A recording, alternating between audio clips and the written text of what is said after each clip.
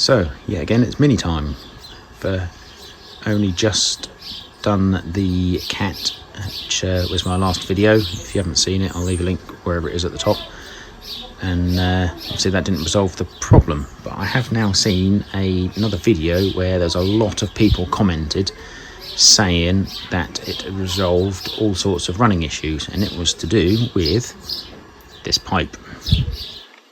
So you might recognise this end from one of the first videos that I did. You can see just in there is a pipe which isn't connected. So I've taken the intercooler off so you can see it a bit easier. So it goes down there, and you can see by the state of that little port that the pipe clearly hasn't been on there. So if I can zoom in, you can see it hasn't been on there for a while because that's all dirty and things like that.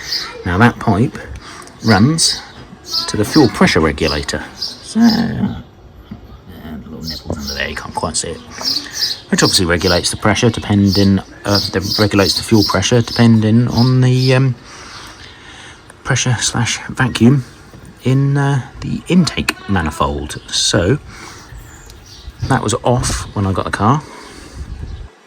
I've now taken it off, and this end came off quite easily when I done it. And then I did just suck and blow just to see if it there's no sign of any valve in there, but I did just suck on it and blow on it, and it seemed to be blocked. So I've managed to clear the blockage, but instead of buying, I thought I'd just replace it. It'd be the simple thing to do. So instead of getting one of those, I've just bought some vacuum line. So it's not the biggest diameter in the world, so one of those is about 20-30 quid from Mini.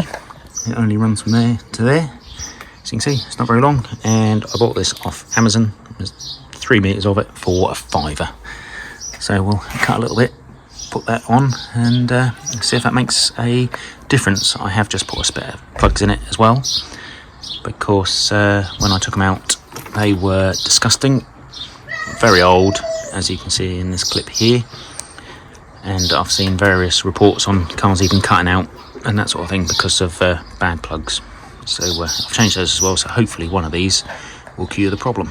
So the new vacuum line is now fitted. You can see it there on the fuel pressure regulator. That was a pain to get on, and you can see it running down to the intake manifold.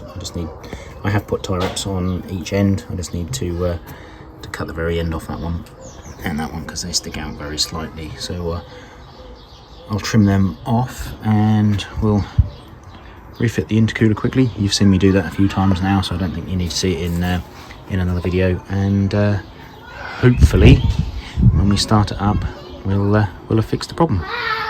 Moment of truth.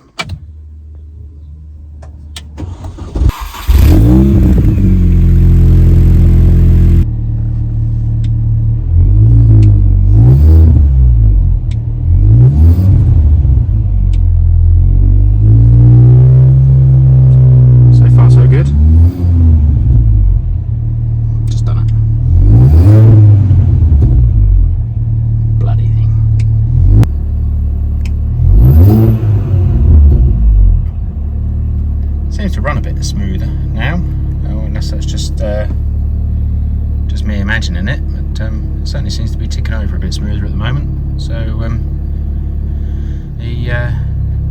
think the best thing to do is run it right down the road and see what the performance is like, because there's a distinct lack of power last time to what I was expecting. So we'll there you go, it's dropped again a bit.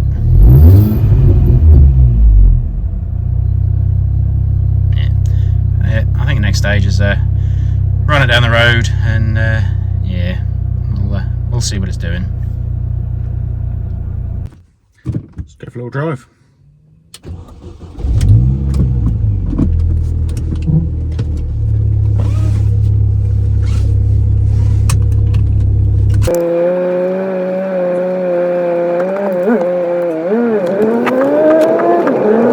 Just driving around the estate where I live, you can feel yo-yoing, kangarooing, however you want to call it. So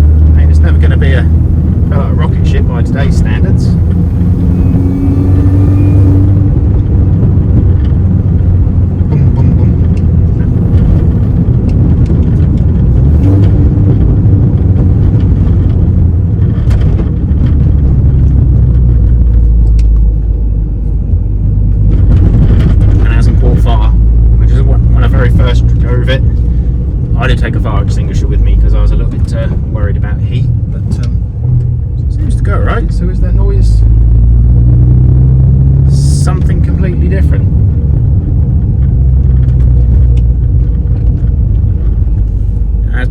There has been comments about flywheel and things like that, but I wasn't convinced to start off with because I thought there was a lack of power. But driving it then, it seems to go alright. So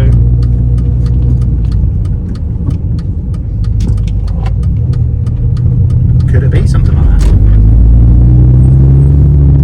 I'm not convinced it is though, because it feels more. You can see it's got like a miss when it does the little noise, so I'm not convinced it's that. But, well, we made it back.